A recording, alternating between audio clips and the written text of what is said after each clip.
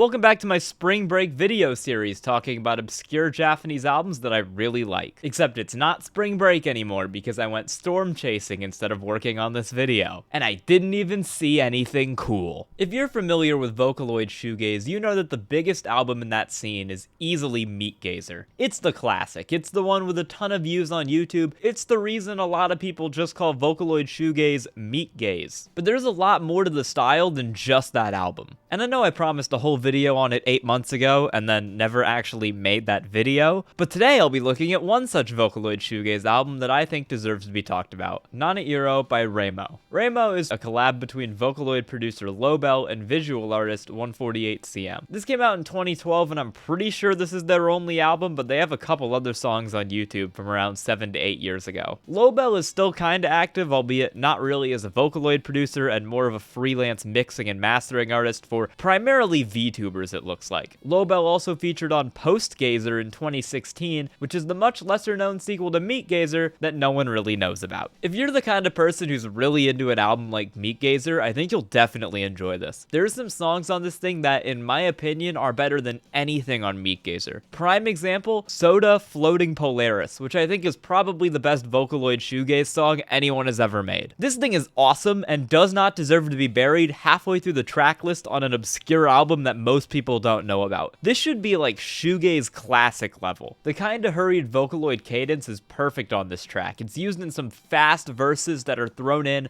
between a soaring chorus and tight guitar solos. It's got a great guitar tone that's mostly steady, so when those drops happen, especially the one into the guitar solo, it's magical. The bass line and the drumming both do a great job to push the energy as well. It's a fantastic song and really the centerpiece of the whole album. It's the kind of song where you listen to it, it makes you re-listen to the whole album because of how good it is, and then once you're done, you just listen to it again for good measure. One thing I like about this album is that it doesn't just pigeonhole itself into one sound. Like sometimes you put on a shoegaze album and it's kind of hard to differentiate the songs because they're all largely doing the same thing. That is not the case here. You've got songs doing much more abrasive styles of shoegaze. You've got songs trying J-rock stuff, indie rock stuff, even some post-rock stuff towards the end. It's 7 songs and all of them have their own unique vibe, so everyone ends up feeling fresh. Like another one of my favorites on the album, Toxic Wind. It's more spacious, it's got some quiet sections, and the reverb isn't as loud and ever-present as it is on many other songs on this album. The toned-down guitars are also a little more jangly, and they allow for more of a J-rock focus. You've got the energy and the song structure from J-rock, but with more reverb and some really quick drums. Kaleidoscope has a lot of indie rock traits as well. Like if you ripped away all the reverb and swapped in a human vocalist, I could see this being a pretty popular, bittersweet Japanese indie rock song. The songwriting is great, and shoegaze on its own can be a very bittersweet genre, so I think it translates really well. The Vocaloid is also pretty smooth and relaxed, which blends into the more somber vibes. It's another favorite of mine on the album. Kaleidoscope isn't the only one here with good songwriting. That's consistent across the whole album. Like, it has to be in order to pull off all these different styles, but it's not just relying on a really cool wall of noise to carry it. The bass work adds a ton to a song like Soda Floating Polaris, even though it's one of those things that your brain doesn't really catch on to on a first listen. It's an album that does all the little things right and one that feels really refined. However, if you are one of those people who just wants that big, solid brick wall of noise, you've still got a couple options on this album. Fu Wa Ri is loud and dreamy with a churning riff and hypnotic vocals, and there's also the 7-minute Outsideformed Redemption, which has that constant wall of sound but spends the length building it up until it reaches a super cool climax that's another one of the highlights of the album. Because as I mentioned, this album bounces around different types of shoegaze really well. The post-rock stuff that's happening on Outsideformed Redemption is also in the closer, Lies Are Reflected from a Liar, which I think is a little better than the previous track, as it tones down the reverb and